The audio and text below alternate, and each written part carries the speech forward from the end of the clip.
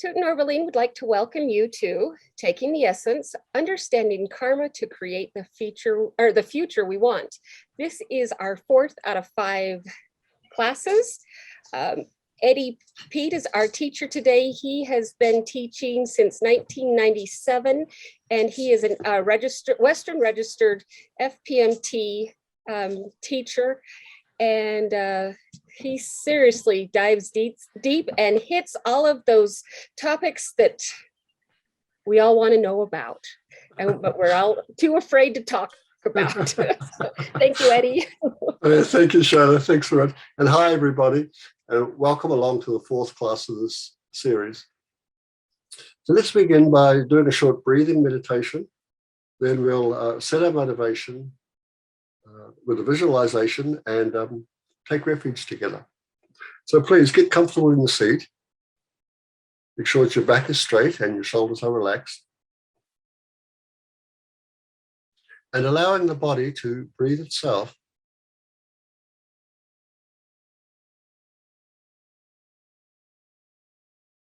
Become aware of the movements that take place when you inhale and exhale.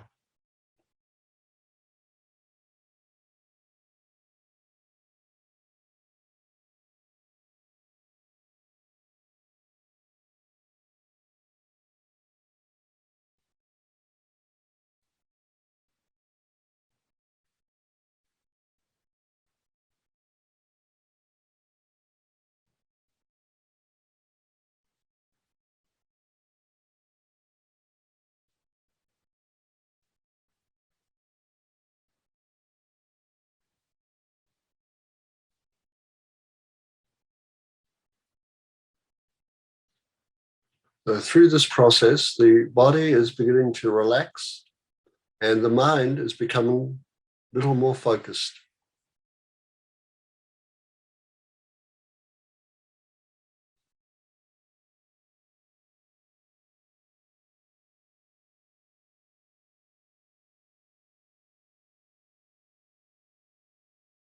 So just the movement and feelings associated with that whenever you inhale or exhale.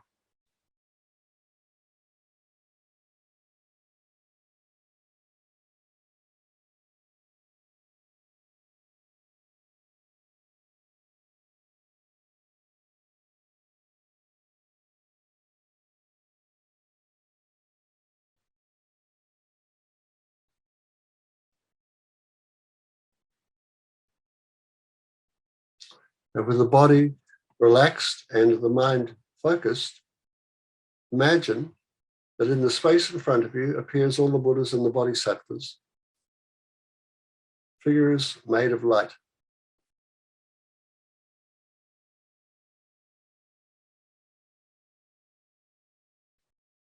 Do you think that seated beside you and surrounding you are all sentient beings?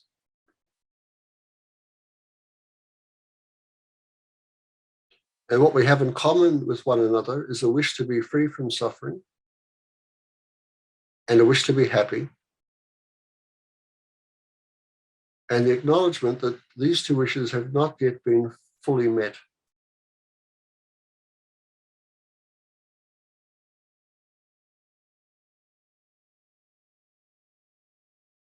Then recollect that it's possible to abandon suffering and its causes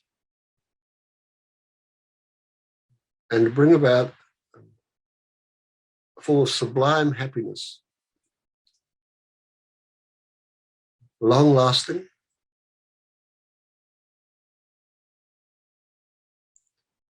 which is dependent upon a spiritual path,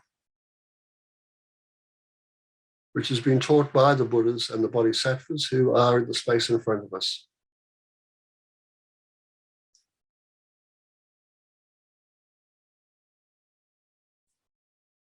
Decide to free yourself from suffering and its causes and bring about your own enlightenment for the benefit of all sentient beings surrounding you.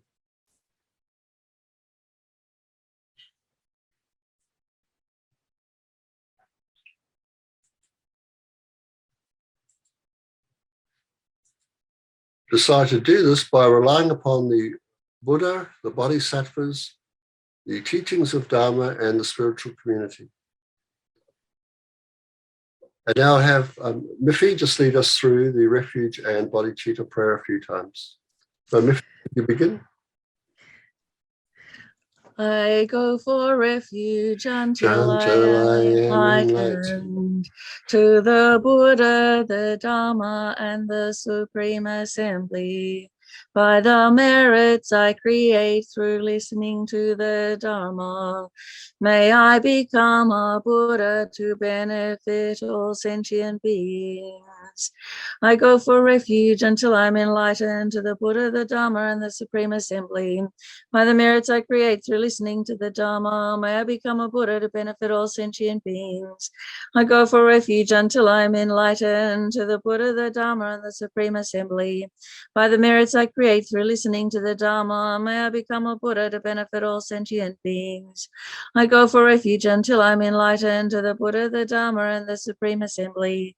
By the merits I create through listening to the Dharma, may I become a Buddha to benefit all sentient beings. I go for refuge until I am enlightened to the Buddha, the Dharma, and the Supreme Assembly.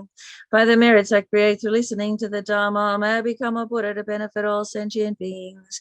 I go for refuge until I am enlightened to the Buddha, the Dharma, and the Supreme Assembly. By the merits I create through listening to the Dharma, may I become a Buddha to benefit all sentient beings. I go for refuge until I am enlightened to the Buddha, the Dharma, and the Supreme Assembly. By the merits I create through listening to the Dharma, may I become a Buddha to benefit all sentient beings. I go for refuge until I am enlightened to the Buddha, the Dharma, and the Supreme Assembly.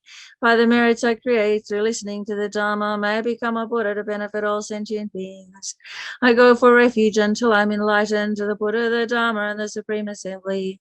By the merits I create through listening to the Dharma, may I become a Buddha to benefit all sentient beings. I go for refuge until I am enlightened to the Buddha, the Dharma, and the Supreme Assembly. By the merits I create through listening to the Dharma, may I become a Buddha to benefit all sentient beings. I go for refuge until I am enlightened to the Buddha, the Dharma, and the Supreme Assembly. By the merits I create through listening to the Dharma, may I become a Buddha to benefit all sentient beings. And then dedicating very strongly by our practice of refuge and bodhicitta, may Lama Zopa Rinpoche's health be stable and he have an exceptionally very, very, very long life. And may we continue to be able to take refuge and generate bodhicitta for the benefit of all sentient beings. In response to our aspirations, that lights and nectars leave the heart of the Buddha and they wash over us and all beings surrounding us.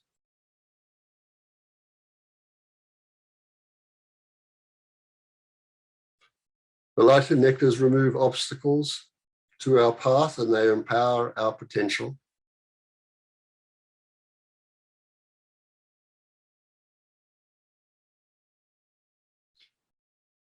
And then we increase the potential by recollecting the four immeasurable thoughts of loving kindness, compassion, empathetic joy, and equanimity.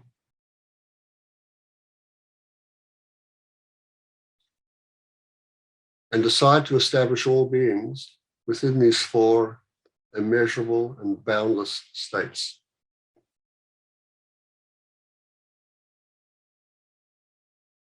Again, lights and nectar wash over you and all the beings surrounding you.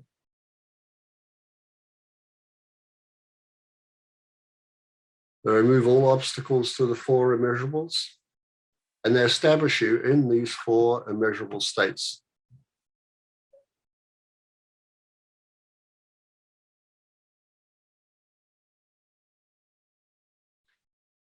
Now, looking up at the refuge field above you, so imagine you're now beginning to make prostrations, offerings, and in confession. And recite along with me. Reverently, I prostrate with my body, speech, and mind. I present clouds of every type of offering, actual and imagined. I declare all my negative actions accumulated since beginning this time, and rejoice in the merit of all holy and ordinary beings. Please remain until the end of cyclic existence and turn the wheel of Dharma for living beings. I dedicate my own and others' merits to the great enlightenment. And now, thinking of ourselves as the final vestiges of clinging to our merit, imagine your body takes on the empty state and reappears as a wonderful land, which you're going to make an offering to the Buddha so that all beings can take teachings there. Again, reciting with me. This ground, anointed with perfume, strewn with flowers, adorned with Mount Meru, 4 continents, the sun and the moon. I imagine this as a Buddha field and offered. May all living beings enjoy this pure land. Iram Guru Ratna Mandala Kamiriatayami. The offering has been released and it's accepted by the Buddhas and the Bodhisattvas, and the Buddha smiles at us with delight. We look up into his face and, looking into his eyes, feel accepted and at ease.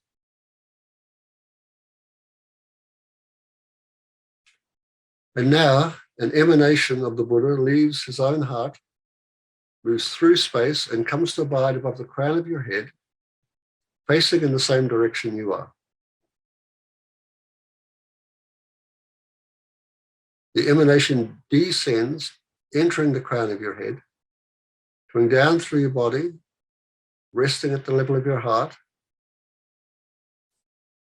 whereby the radiance of the Buddha body begins to expand, filling your body and mind.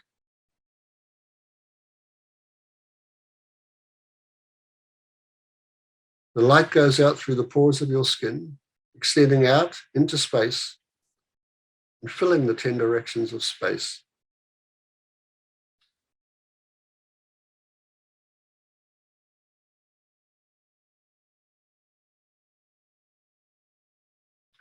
So all senses of inner and outer, self and other, all opposites completely vanish in this vast spaciousness.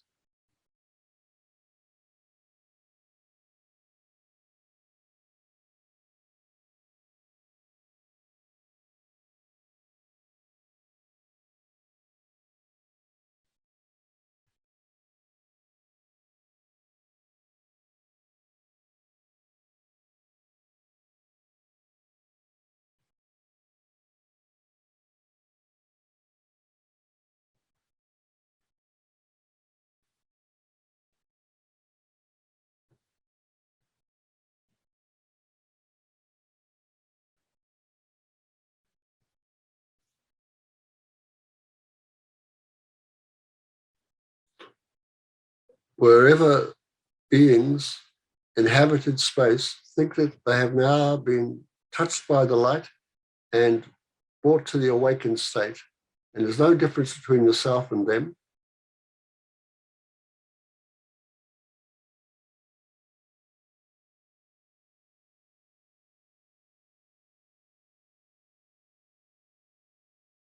And then the light begins to withdraw, comes back and re-enters your heart.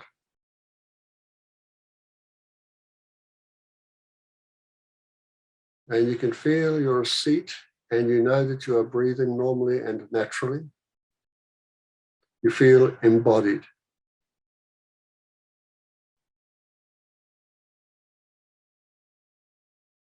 And you know that this spiritual exercise was done on the level of imagination and placed an imprint on your mind so that it can become your actuality.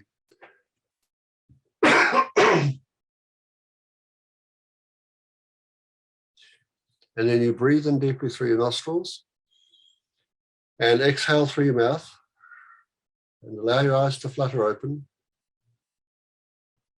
finding yourself in your seat in front of your screen with a determination to bring about your own enlightenment for the benefit of others.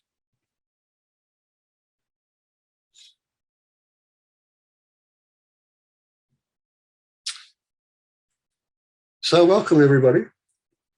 This being the 4th class, we've covered some material. We looked at, first of all, that karma is an action, in particular a volitional action. And we were talking about karma, really talking about the intention that is that drives the acts and intention that follows along with the act. We discussed substantial and cooperative causes, in particular to do with the mind. That it is the mind, it's depending upon which tenet system you can rely upon. It is either the mind that carries the karmic potential or the person. And persons and minds have substantial causes, and they rely upon cooperative conditions for their existence.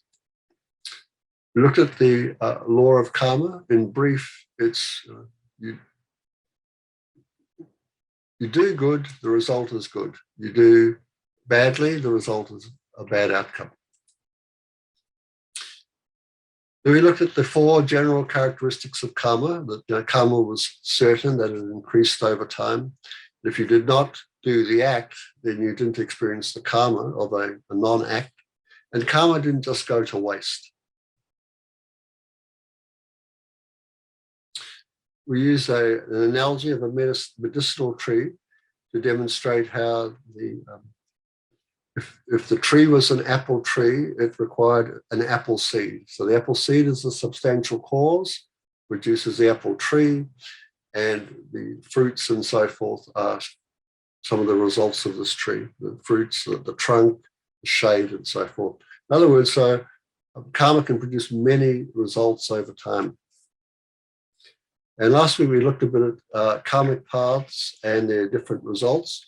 So we could see that there is the result of rebirth, there's a behavioral result, an experiential result, and also an environmental result. So this is just some of the material that we've gone over. And I've relied upon primarily these books here, but today, with this teaching, I'm going to be relying a lot on this one here called The Four Noble Truths by the Dalai Lama, and also material from the Geshe Sopa in particular, but also every other book here. Now, so all of these books here have got very valuable information on the topic of karma. So I do encourage you to, if you wish to have a deeper understanding of it, to read them.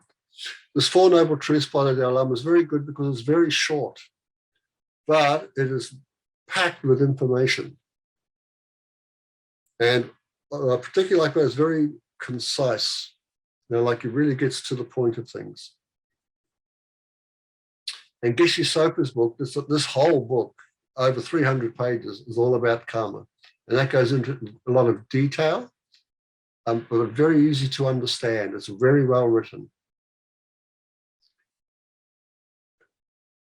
And the other books, I could just say the same. They're all just tremendous books to read. Now, today we're going to have a look at some of the attributes of the truth of dukkha. And,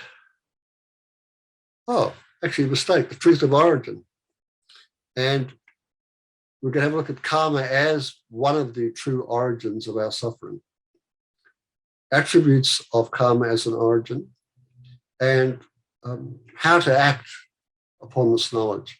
Now, the point of bringing this material in is to integrate it with what we've already done. So today, we're going to bring new material in, but some of the material from the past also. Because I noticed in the last class, I could see there's a lot of people whose knowledge of karma is new, and the material what I was doing was making it quite deep. So what I sort of want to just pull back a little here and sort of, try and put it in a more sort of like an easier way, maybe. Again, as questions arise, please raise your hand or let us know somehow, and Miffy or Shayla will let me know that we have a question. So we begin with a quote. Now, I think this is how I finished off the last class. So it's possessed of my own deeds. I am the inheritor of deeds, kin to deeds, one who has deeds as a refuge. Whatever deeds I shall do, whether good or evil, I shall become the heir of it. There's a great deal being said in this very brief quote. So when we say one who has deeds as a refuge, we're talking about the good deeds, the skillful deeds, virtuous deeds. They are our refuge. We have come into this world, we are part of cyclic existence. Our deeds have brought us, kept us within the cycle. The inheritor of deeds, we can look at this being, like I said, the different types of effect. So we could say, as a human being, this is a part of the outcome of virtuous karma. Then we also have behavioral effects. We also have the experiences, and we also find ourselves within an environment. But all of these are related in some way to karma. Now, Miffy, you wanted to say something? Yeah, it just really jumps out at me today, possibly after, we're focusing on the refuge and bodhicitta prayer, that we having deeds as refuge. This is something that I often forget because I'm so focused on problems and what are the causes of problems. I forget karma also is the cause of the happiness. Yeah. So this is important. So when we talk about karma, there's many ways of talking about it. We're really talking about from the point of view of cause. So we said we took refuge together, we generated a mind in one light. We're acting, that's karma as cause. What we want to bring about some sort of effect in the future. But we'll come across that a bit more, but I'll point out there's so many different ways we can think about karma. But what's really important is karma as cause, and in particular, intention. The intention to act, and then the intention that follows with our acts. So let's have a look now. So I want to lead into these, what we call the true origins of suffering. So this means we're going to talk about karma and different types of affliction. So all of us desire happiness and wish to overcome suffering.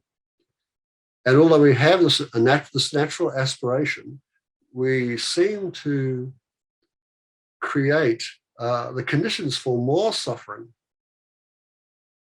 because we actually don't know how to create the causes for happiness. Now, at the root of this fundamental confusion is what we call fundamental ignorance. And we can talk about this ignorance in two ways. We'll talk about ignorance as two types. The first is ignorance of the laws of causality, and then there's ignorance of the ultimate nature of reality.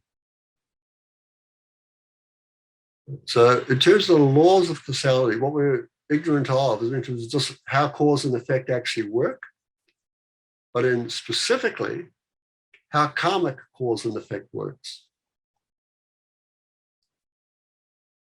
So in other words, we're not very clear about this. And so we act in ways contrary to what our actual aspirations are. Now, in terms of the ultimate nature, all phenomena actually lack inherent existence. They seem to have inherent existence, but they actually don't. So they actually, for all phenomena are emptiness, are empty. So the phenomena lack inherent existence, and this lack is called emptiness. So these are two areas of knowledge that we are not very good at, we're sort of ignorant about. And so the first thing we've got causal dependence, the laws of causality.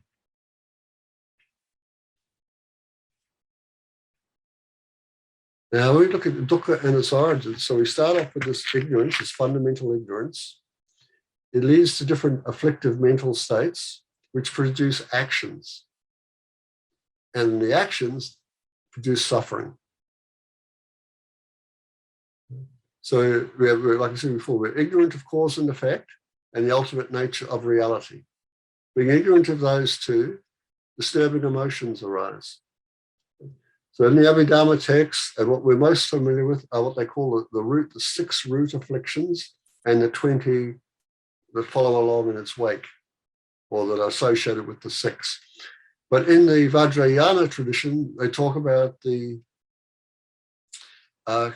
clashes or the disturbing emotions, the afflictions, from a different perspective. So there we have, like, there are 80 of them. And that's the general presentation. But there's another type of there's a tantra called the Kala Chakra Tantra. And there they talk about it in a different way again.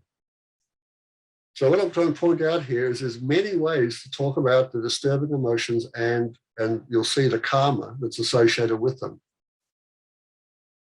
So not only from Sutra perspective and Vajrayana perspective, but in the tenet systems. You know, we've got Vaibhashika, Sautrantika, mind only, and middle way. They all have different presentations of karma and the disturbing emotions. So it's big, isn't it? And something that's very difficult to know from which perspective. I think we know it's not Vajrayana unless it's specifically Vajrayana texts, or the teacher will say, well, we can recognize that pretty quickly. But in terms of the 6 and 20, and then we have the different tenet systems running through them as well, it can be quite difficult to work out what's what. The karma, we really talk about the volitional actions that are driven by intention, and have intention that goes along with them. So, Eddie, volitional means actions that we've done on purpose. Yeah, that's right. Volition is really getting at this idea of actions on purpose, intended actions. Right. And these have a gross and subtle nature, dependent upon the tenet system we're talking about. In terms of the middle way, especially, we'll always be talking about subtle presentations in terms of the afflictions and the karma. And this leads to dukkha. So here we've got the 3 general types: the suffering of pain, or the dukkha of pain, the dukkha of change, and the dukkha of conditionality. But from there we can go to the 3 types, the 6 types, the 8 types. In the Lamrim Chenma, there's 20 types. It gets bigger and bigger. It just depends upon the text again. And once again, they're presented in a gross and subtle forms.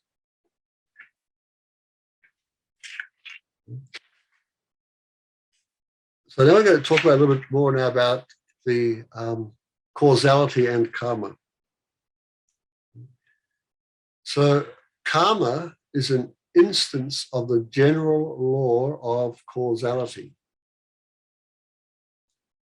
So the external realm of causation refers to our environment, the physical world we live in.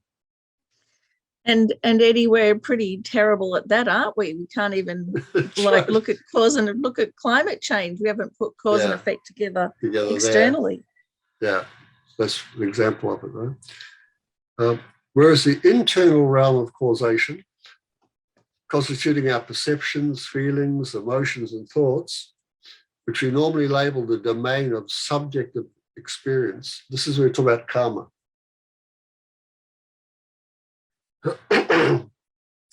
So both realms of causation are comprised of elements that are impermanent. They're impermanent.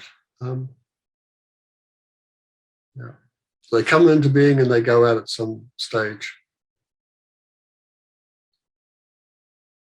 So karma then, like I said, is an instance of the general law of causality. And what makes karma unique is that it involves intentional action, therefore an agent. The agent, of course, is the person. The natural causal processes operating in the world cannot be termed karmic when there is no agent involved. For a causal process to be a karmic one, It must involve an individual whose intention would lead to a particular action. So it's this specific type of causal mechanism, which is known as karma. This So is it is, from the Holiness the Four Noble Truths book that I was telling you about at the beginning. it is this because karma is experienced by a subject, by a person, a being. Yeah, yeah, that's right. So karma requires an agent, the person, and really enters the picture and our feelings become involved.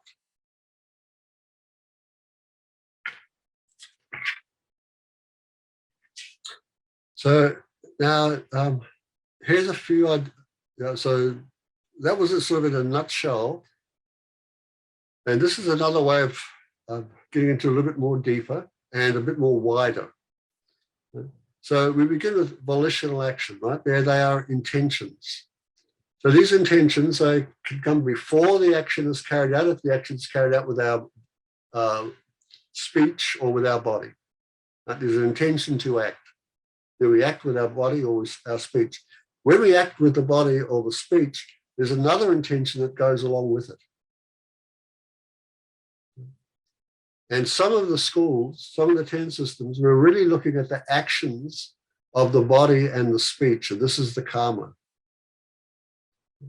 But the higher 10 systems, they say, like the middle way and the mind only, karma is mental.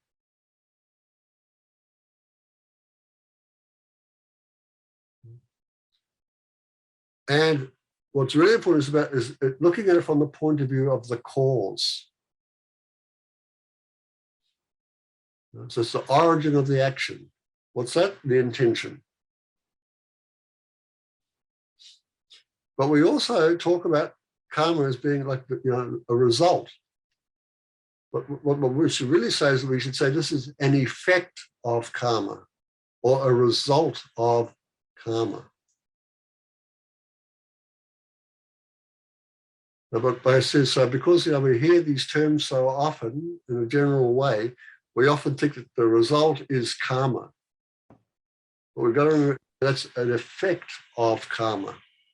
So Eddie, when people say, "Oh, well, that's Karma. my karma," Yeah, what they actually mean is that's the result of my karma. that's right. That's how it should be thought of. That is a result of my karma. In response to the result, we could kick off another new karma. And it also changes everything too, because if we say it's a result of my karma, it stops at, when we say, "Oh, it's my karma," it's quite fatalistic sounding, but a result of my karma has the mechanism in it to do something about it. Yep, that's right. Yeah. And it also has that thing, say, well, that's that karma finished. If you don't react to it and kick off a new one, that one has stopped. It's come to its fruition, in a sense. Yeah, but how often does that happen? Usually we kick off right. a whole new. Not too often, isn't it? Yeah. So I remember Kinso Rinpoche saying one day when we talk about the effects of karma, right? So here we talk about fruitional effects, causally concordant effects, and environmental effects. And he said the most important one was the causally concordant effects. And in there you have two types. You have experiential effect and behavioral effect. And he said the most important one is the behavioral effect. Because, like you said, it's imagine something happens, right? We experience its effect, and then in response to that, we behave again. Right? So that new behavior is a new karma being set in motion. And that's why I'm saying this is the most important one.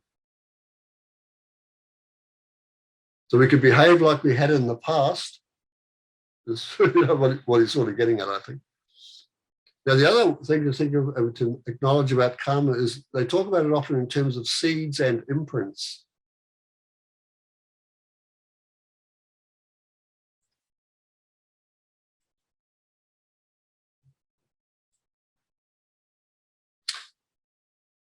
And so this is talking about like when an action finishes, it leaves a potential for some sort of effect. And this is what they refer to, this is what's talking about the seed. But we're not, I'll just bring this up to you, just to let you know, there's so many ways of looking at karma that we need to sort of, and the ways of talking about it.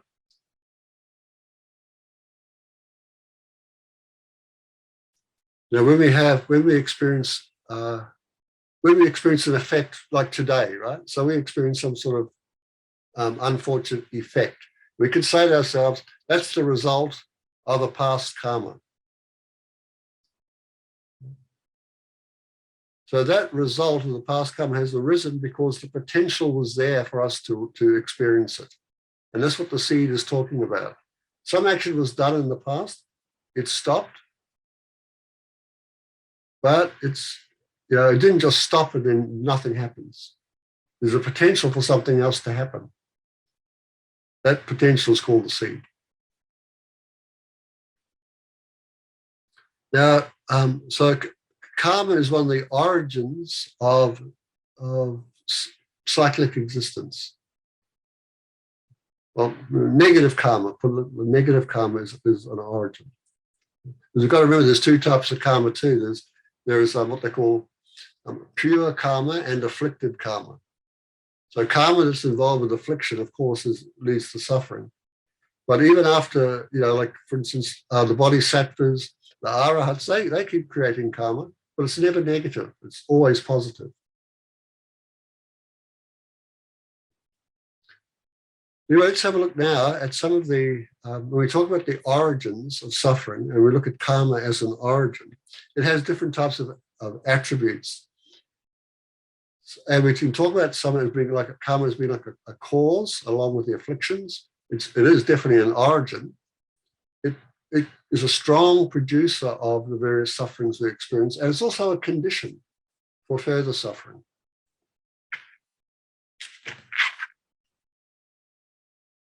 Can I say, what time does our class finish? 12:30? It is 12:30, isn't it? We finish. Yes. 11, yeah, good. Okay, just looked at the time and thought, oh, gotta keep an eye on this. Okay, so we've got these 4 attributes of the truth of origin, and karma being an attribute. Karma is a cause, an origin, a strong producer, and a condition. Now, we could ask them, what's the point of me putting this material up like this? Well, the reason is to be able to identify what the origins of suffering are. So, okay, one is karma. So I've got to identify it. But then what do I do after I identify it? How do I work with it? And then when I work with it, what should be the result of my working with my knowledge of karma?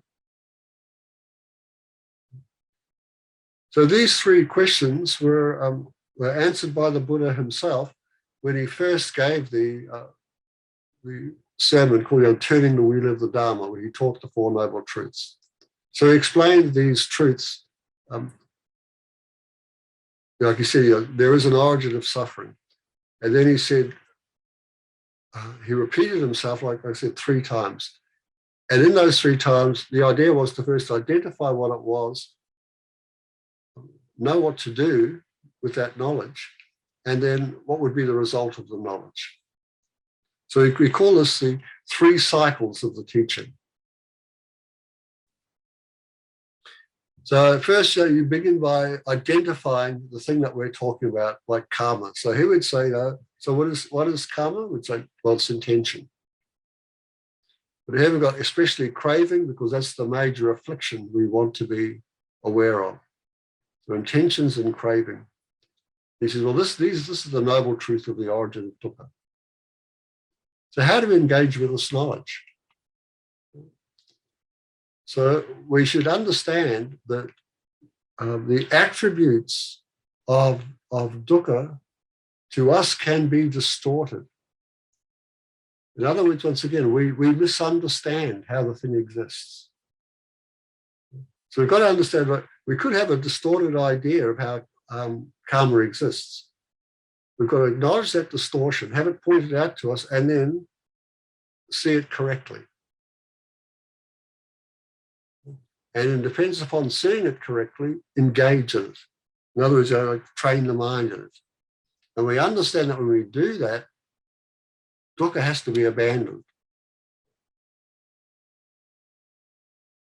In other words, negative karmas that keep us within cyclic existence and so forth, we need to abandon them.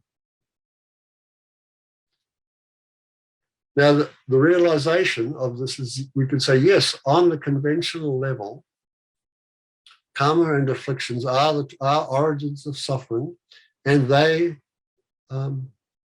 exist, and they can be abandoned. But on the ultimate level, there are no true origins to be abandoned. Karma does not exist ultimately.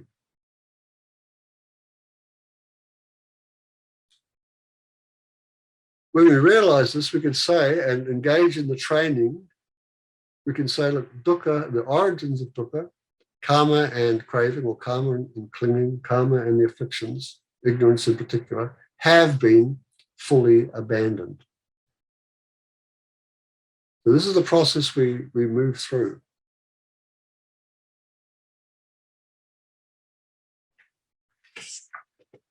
So I want to go through now these attributes of the karma and delusion, and just let you know we're really focused here on the karmic aspect of it. So to understand the causes of dukkha, we have to understand that karma and afflictions don't occur. They are the causes of suffering. So when we experience suffering, we should understand that and think, well, don't think it just came out of the blue or it's random.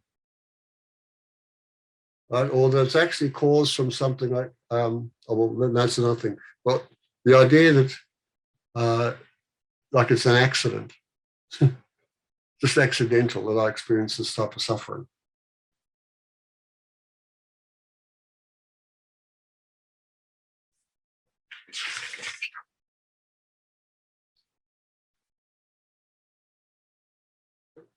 Karma and craving, we have to understand these are the chief causes of dukkha. Suffering is not haphazard. It does have causes.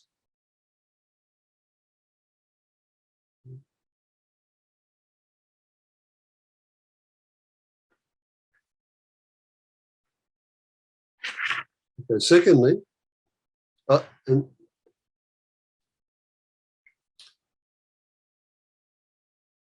this is a mistake that is made over and over and over again. To think that our suffering has only one cause. Western science, in particular, and these models are always going looking for, the singular cause. But as we know, like when you watch the programs on aircraft crashes, or when you look at diseases and so forth, what you find is a multiplicity of causes.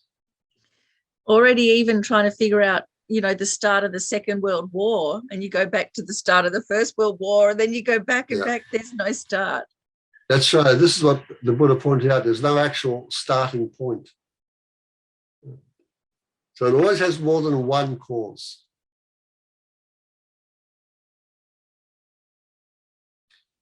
And one of the reasons for doing this is sometimes, well, probably sure not for us, but in some of the other religions, for instance, you might say, when you suffer a great deal, in the past at least you would have heard, well, that's because of the devil. So there's one cause.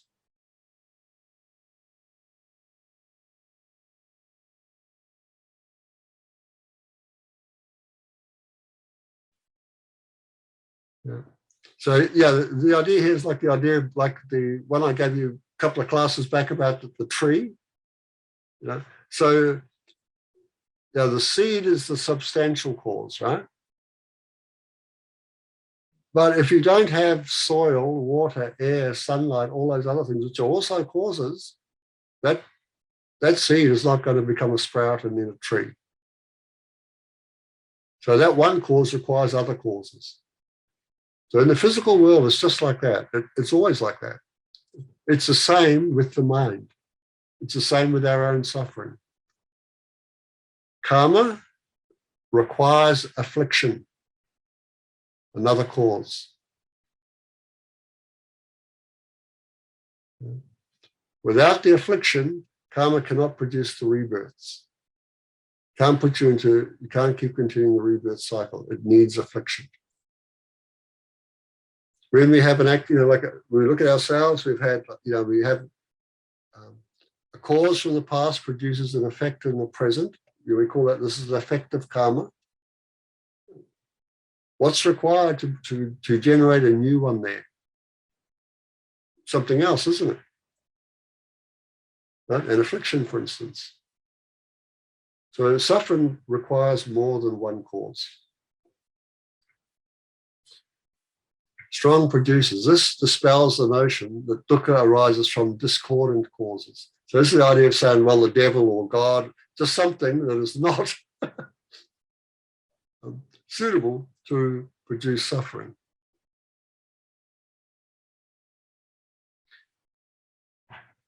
So remember, we need an agent, we need the person, we need a mind. Without the person, without a mind, and then these we call it these two types of ignorance, not knowing how cause and effect actually work, and mistaking the nature of ultimate reality. These So are the Eddie, causes. I've got kind of a question that's knocking around in the back of my mind about this. So, in if we're thinking, it's the devil or something like that, that's the cause. Psychologically, that's more helpful in a way, because you can work with that. It's like it's a practical way than, for instance, when we have now in our modern world where we go, oh, it's just because my brain is wired wrong. That's right. And there's very little working you can do with that. You can try a drug, but if that kind of therapy doesn't work, actually we're left more powerless. So and both of those two. Yeah, it would be mistaken. The other easy thing to make a discordant cause would be to think that somebody else is causing me my problems. Right? You don't have to go to the devil or the brain. You go, another person is responsible for my problems, is my suffering. That's a discordant cause. And you say they are a supporting cause, but they're not, you go, if you come back to the mind or the person, you ask, why am I suffering? You have to have substantial causes that are in concordance with what you're actually experiencing. And this is what I was saying, like the person can't be the substantial cause for your suffering because they would have to change into it. So then, So again, would it be right to say then that like the degree of suffering that I have is to do with me because I'm the one who's experiencing it, and the other person is like a contributor or a trigger? Yeah, sure. That'd be a more correct way of looking at it. Yeah. So when we come to this, it really requires, what we're saying is here, where we are responsible in some sense, or we have the ability to respond, and if we have the effect now, it's got to come from a cause from the past, isn't it? Causes come before effects. Now, the mistake here, sometimes you hear, well, because it's your karma, you created it. So that's true, but then you got to look at it like, well, who is the you? Because it might not be you, it's not the you of this life, right? That's not the case. It is a you or an I or a person, there's no doubt. That's an agent that creates karma. An agent of the past. Person created an unskillful act. It took fruition in the present to yourself, to another you. So it really does, this is, you know, on one side you might think, oh, this is so heavy, but the other side is tremendous because we can respond to it. If it was created by someone else or an object like the devil, it's like, what are you going to do against the devil? What can you do against your brain? What can you do to the other person that's actually going to stop them causing you suffering? Now, probably not a great deal. But if it's, you know, the responsibilities on ourselves, then it's just basically a change of mind. So it's very good news, actually. Now, karma is also a condition because it also acts as, like I said, it acts as a cooperative condition that can give rise to dukkha, which it is because you need the two, isn't it? The affliction and the karma. And the idea here is to dispel a wrong idea or the notion that our unsatisfactory states that we experience as effects of suffering cannot be overcome, right? Even though there are temporary times of reprieve.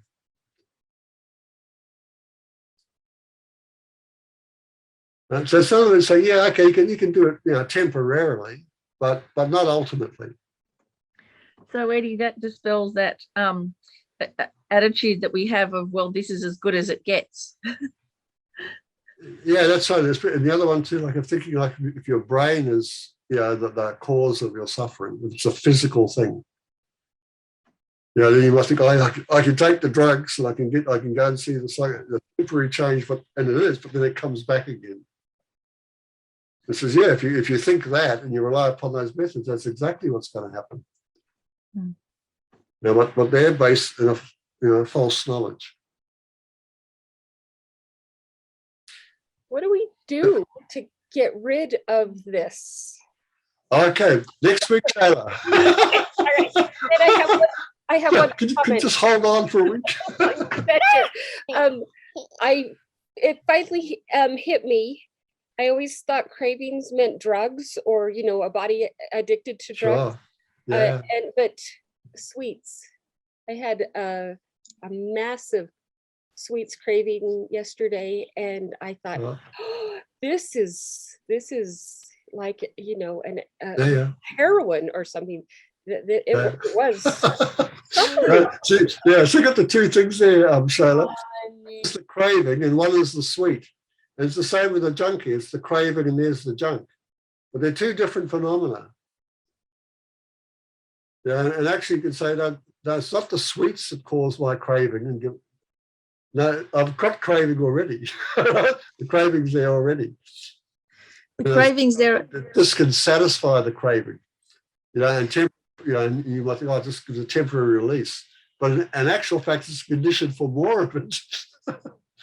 Yeah, because the craving, once you overcome craving on one thing, if we're overcoming, say, craving on sweets, that craving's just going to segue over to some other thing. Yeah. And we'll still have craving. But also, Shyla, something really interesting about a craving for sweets is that it's a deceptive appearance, and it, you know, that you know, chestnut of it doesn't exist in the way that it appears, because actually physiologically when you crave sweets, it means you're really low in protein. Interesting, isn't it? Yeah. So That makes complete sense. Yes. Yeah. So here's another good example, of misidentifying just cause and effect. Yeah, and also of just no inherent truth. So because it feels like we want sweets, we think it is, and that's what it is. But actually, it's a completely deceptive physiological message. Okay, so now how to use this material as beginners, right? So here we're talking about the 3 levels of practitioner. So if we see ourselves as like beginners, it's a good idea, always a good idea to see yourself as a beginner. We can start with the 10 non-virtues. We know we've got 3 actions with the body, 4 of speech, and 3 of the mind. So we need to look at these actions and try to abstain from them. The thing, of course, what's driving them is the afflictions. But it's hard to start off there, isn't it? We can just start like, yeah, sure, I've got hatred and things like that and anger in me, but all the same, I'm not going to kill anybody. Right? And yeah, of course, I've got craving, but I'm not going to go and steal money, and I'm not going to steal sweets, things like this, right? We can just stop the physical manifestations of the behavior first. And we should. But we should also understand that the afflictions are driving the behaviors. The afflictions produce the actions, like I showed before. And that's where we need to come to work with finally. Now, when we find ourselves, so that's where we are in this life, right? We can do that now, we should. If we're really aiming to be free from the process of this rebirth, driven by karma and delusion, we need to act even more skillfully, more wider and deeply. So here we've got to stop the negative karma that causes rebirth and samsara. But again, it's the afflictions that drive them, and it's especially craving that does it. So again, we come up to the afflictions again. And finally, what's, like I said, the root of it all is the self-grasping and the self-centered attitude. So when we move into the Mahayana, they're the two things we need to abandon. And finally, the most deepest level of abandonment is the cognitive obscurations.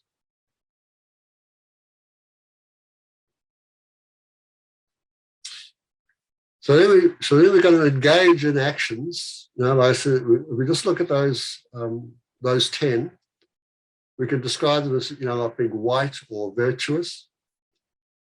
So we want to engage in those. We want to engage in the opposite of the 10 non-virtuous. We want to sort of abandon the black actions, the non-virtuous actions that produce suffering and pain. We also know there are plenty of other actions that are neither, like walking, sleeping, eating, drinking.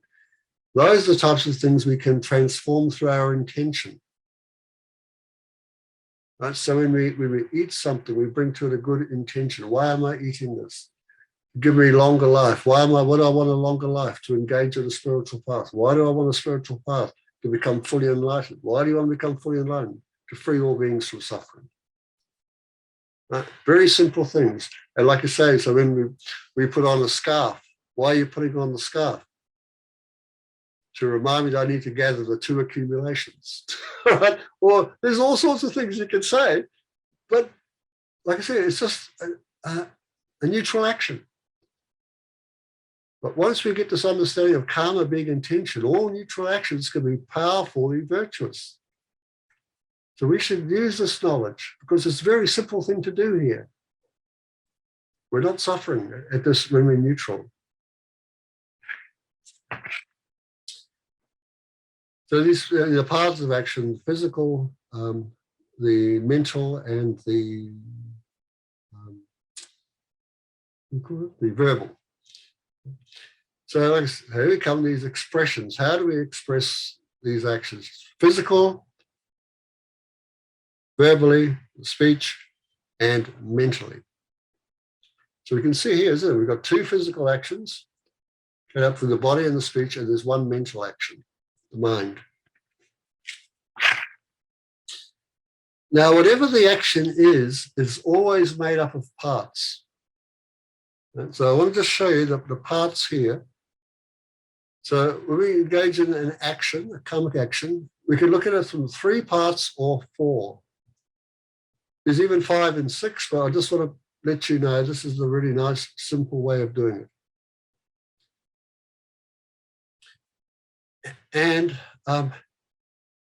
depending upon how the action is carried out, that depends upon how the action is carried out, that will bring about how the result is experienced. So I'll just briefly say a few things. So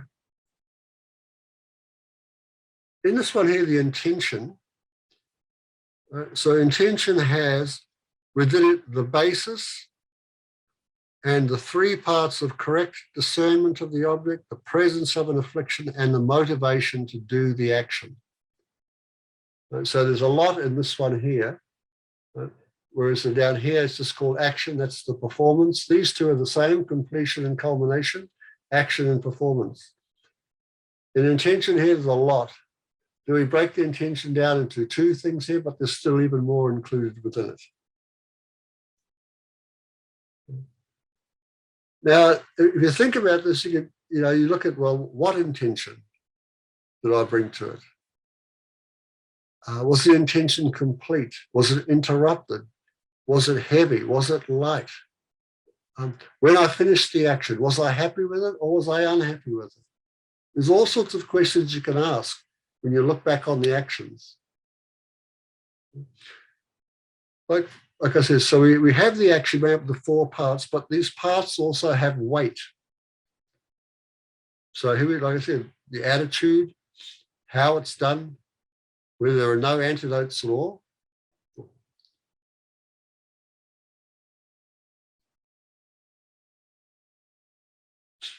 So down here, the basis, the object, the three fields, you know what I mean? So in other words, are they the fields of enlightenment? You know, the Buddhas, the Bodhisattvas, and so forth. Our parents, good people, and in general sentient beings, all other sentient beings. So those close to us, then body, speech, and mind for the three doors. How large is the basis? How valuable is it? What time is it done? In other words, you could say, well, if the basis is a human being, are they a child or are they an adult? How is this person valued in society? Or even, Eddie, if is it an individual or is it a whole country? Yeah, that's right. So the time, like, is it done? Was it done at a Dharma center or was it downtown? There's all sorts of things you can ask. So all of these have an influence on the action. Not only that, but then there's the strength of the action. So it's made up of four parts again. So these are, you can also bring this in.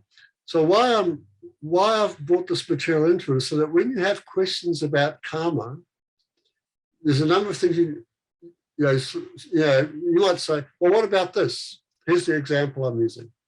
What about this?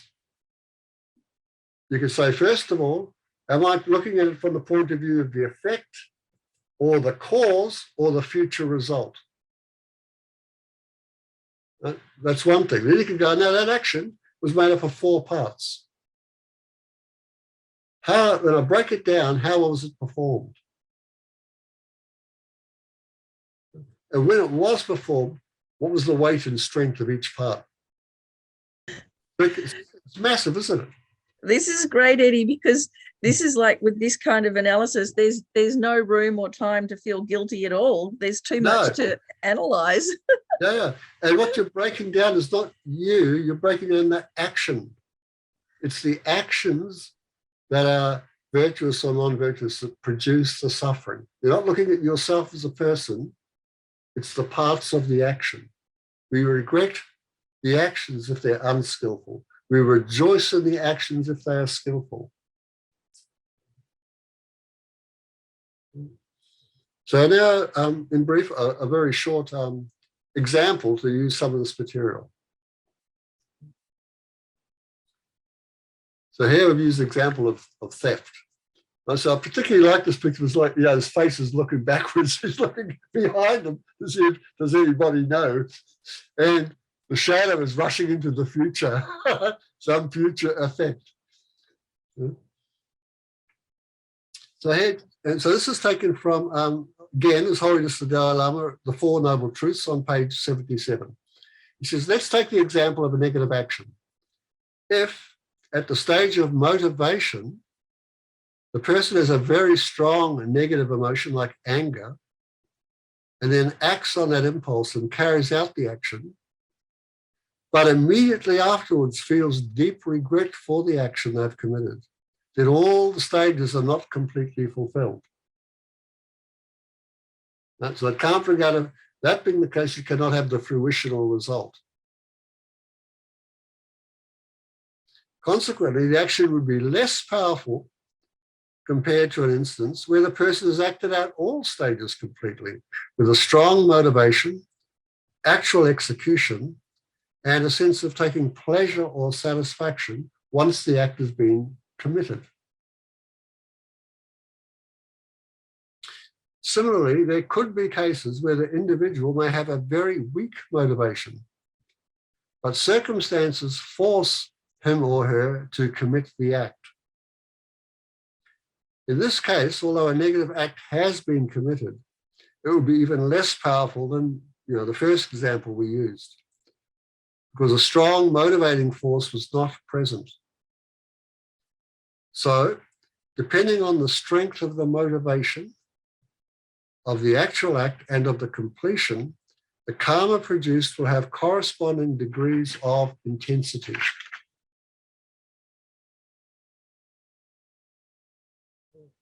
Now, independent upon the intensity, we have another presentation of 4 types of karma. So sometimes karma can be done and accumulated, done and not accumulated, and there's 4 different places. So I'll just lead you into that now.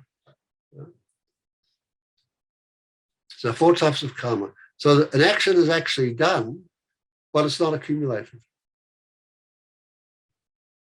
It's done again, but it is accumulated. This is the ones when all the parts of the action are done completely. The action is not actually done, but karma is accumulated. So it's interesting because when I looked at this one, I thought, oh, that was me so many years ago when I plotted revenge on these people for robbing me. I kept thinking about what I was going to do them and this is how I was going to do it, and all this, but I never did it. But the karma was done because I kept thinking over it, over and over it. But the act of burning their house down was not accumulated. So that was a good thing. And you can also have a karma that's not done, and so it's not accumulated. An action is not actually done, and so forth. So I'll just give you some examples here. Now hang on, I'm just going to say why this is important. So, so before on the other slides of the weight and the strength and the parts of the action, right? And showing you that depending on the strength of the motivation, the actual act and so forth, the karma has different degrees of intensity. So based on these differences, the scriptures describe 4 types of karma, these 4 here. And it's important to understand the significance of this so that you can appreciate that since there are different stages to every act, karmic actions themselves are composites. And this is what I'm trying to remind you of. Every action has parts, and the parts themselves have other parts. And again, it just goes down, down, down. Anything that you take as a singularity does not exist as a singularity. It always has parts.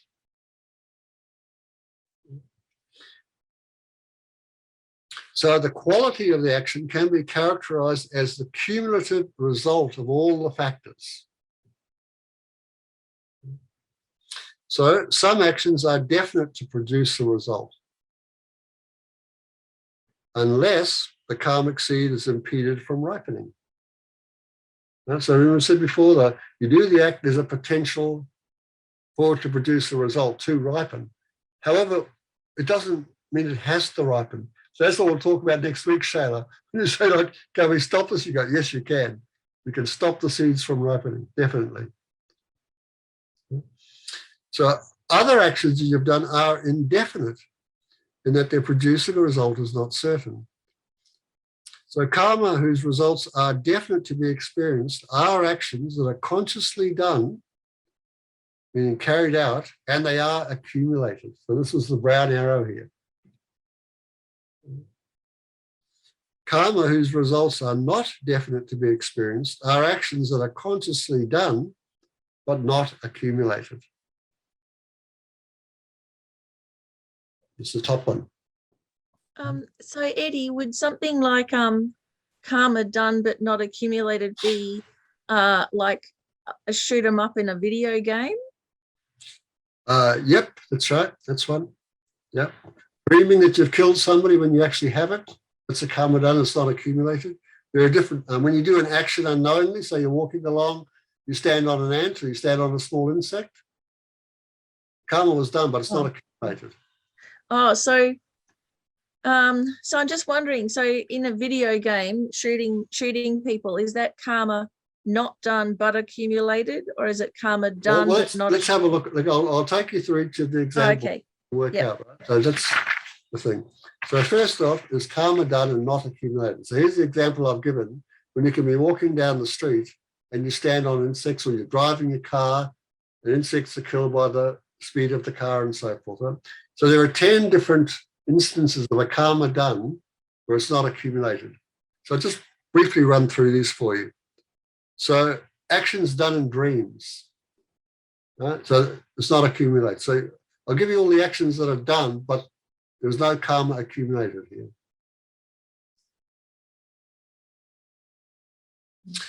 Actions done unknowingly.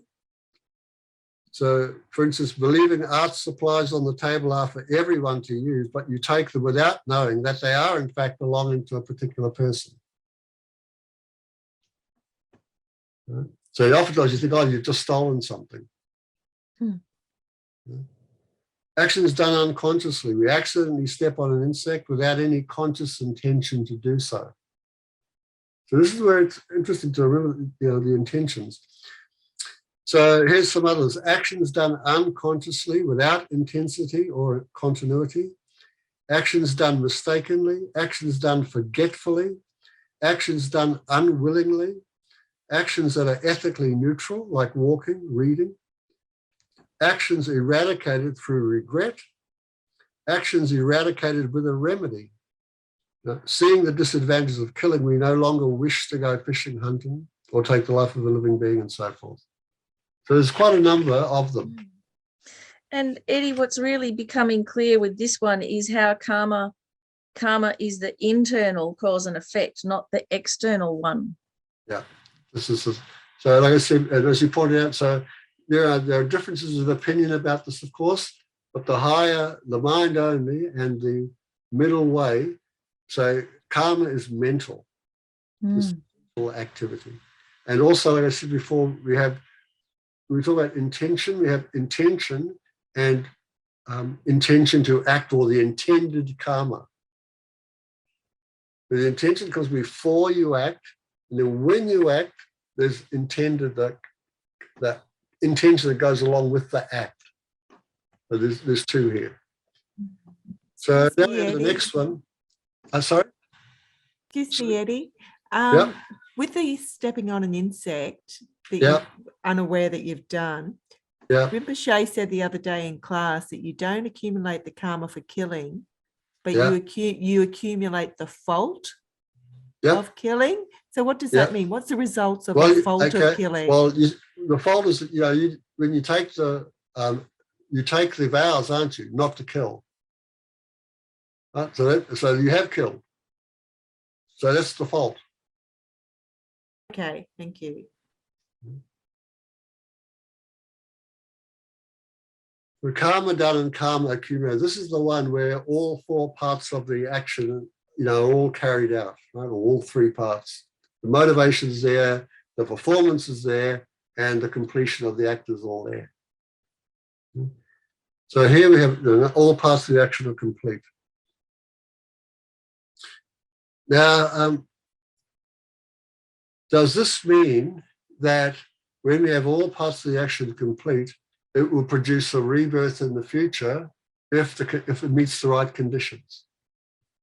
The answer is no, because you can have the motivation. So the motivation's there, but it's weak. It doesn't have the strength to produce the rebirth. So although all parts are there, depending upon the weight and strength as I put out, it's dependent again. So Eddie, with an example like this, say with fishing, if we go, if our parents took us fishing and so we went fishing as a family, but we just really didn't like it or weren't happy about it, is that? So it wouldn't meet the criteria, would it? Yeah, okay.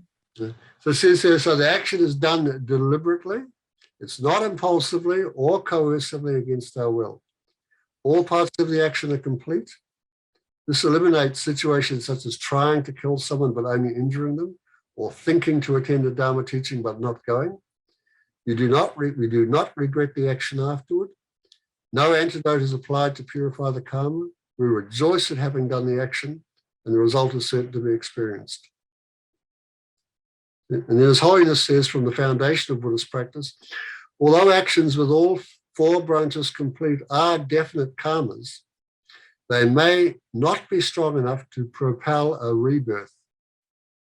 For example, a motivation could be very weak or the action is insignificant. So there's another possibility. Thirdly, karma not done, karma accumulated. So this dude here, I imagine to be myself all dressed up, about to do a robbery, but then decide no. So he's thinking about it, but then he doesn't do it. He says, for example, plotting for a long time to rob someone and then deciding against it, or dreaming of helping others and rejoicing when we wake up. Another one, an example would be if you contemplated killing someone for a long time, plan the best way to do it. So that way you fulfill all the mental requirements of the act. You have the correct perception of whom you plan to kill. You have a definite intention to do it, and you make a plan on how you will do it. However, in the end, you don't do it. So you might find you've done a lot of things like this, and then you just call it off. So it is, karma was done, but karma is not done, but it is accumulated. Because karma that is accumulated but not done does not apply to the 3 mental karmas of covetousness, malice, and wrong views. In the case of physical and verbal actions, there's first a mental component and then a physical or a verbal action. Karma is accumulated by completing the mental component of intending, perceiving, and planning the action. And then the action is done by the body. The last 3 are purely mental actions. They are done at the same time they are accumulated. The mental processes causes an action to be accumulated is the very doing of those mental actions. And finally, we have karma not done, so karma is not accumulated. So it's an interesting example I gave here. You have no intention to cause an accident, but you almost hit the other when driving. So here I give you this one of the man in the fork. You have no intention to run the guy or have an accident, and you don't, but you nearly do. Yeah? So none done, none accumulated. So what do we want to do with all this knowledge? Basically, live an ethical way of life. And so the way of doing that, simply put, is don't do these 3 actions of the body, these 4 of speech, and the 3 of mind.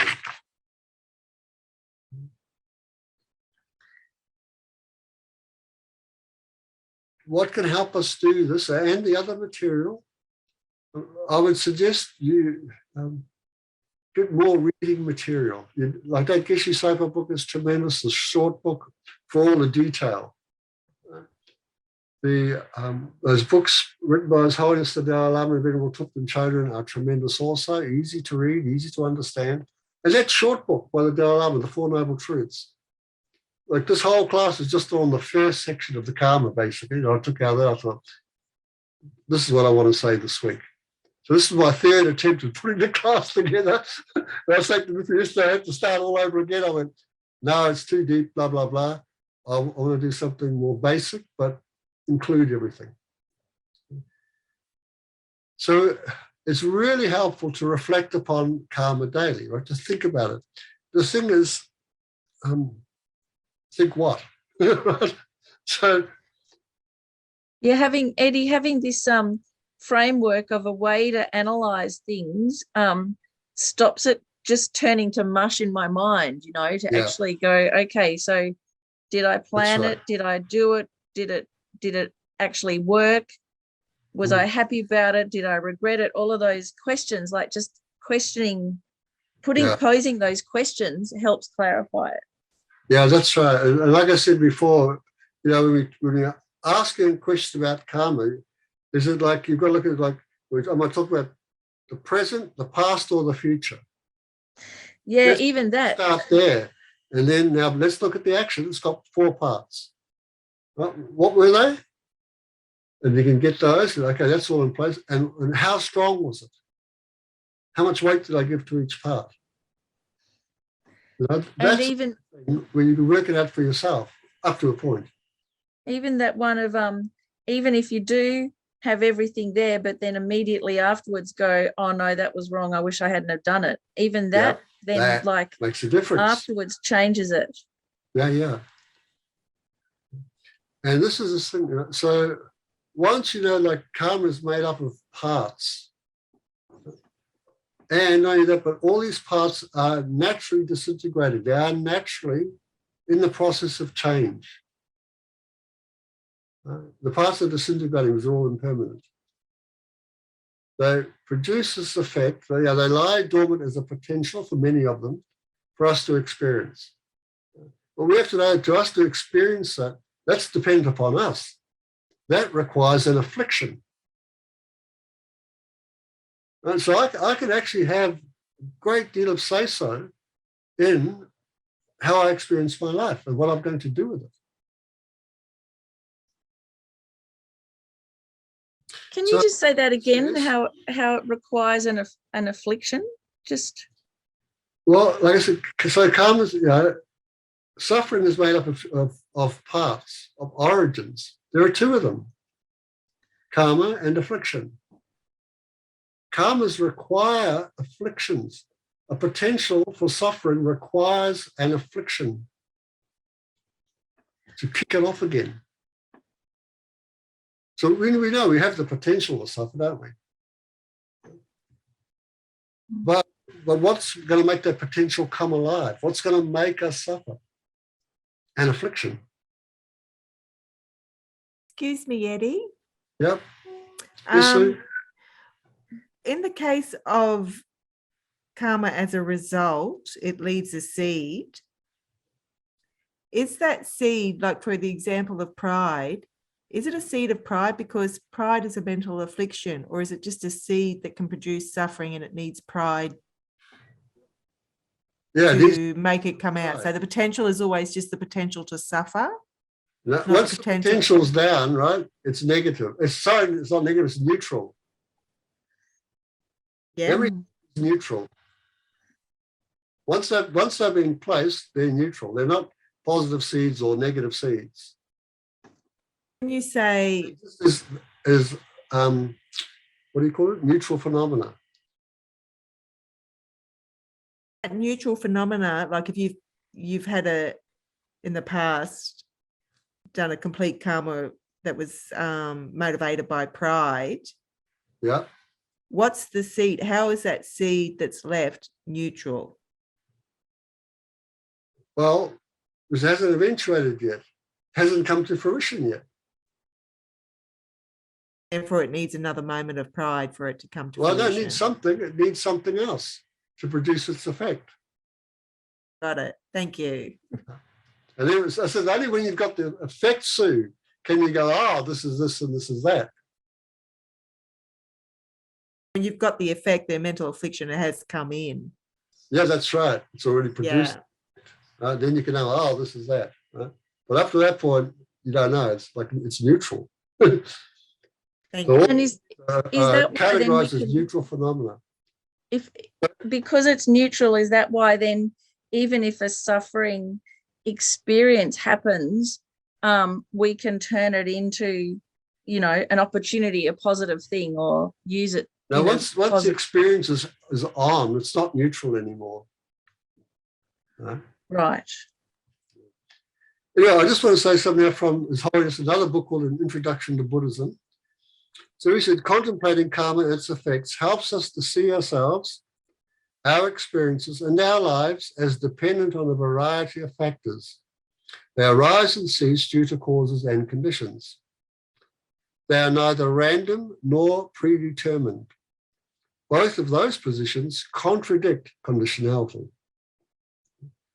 This awareness of conditionality prepares us to later study the 12 links of dependent origination that describe how we are born into samsara and how to free ourselves from it. It also prevents us from slipping into nihilism when we study and meditate on the emptiness of inherent existence. The fact that things and people arise and change due to causes and conditions. So when we've understood how the law of karma and its effects operates, we understand that we created the causes for our experiences. The mind training teachings suggest that we reflect on the karmic causes of our problems because it helps us to accept responsibility for our actions and to stop blaming others for our unhappiness. Recalling that we have acted destructively humbles our arrogance and leads us to change our attitudes and behavior.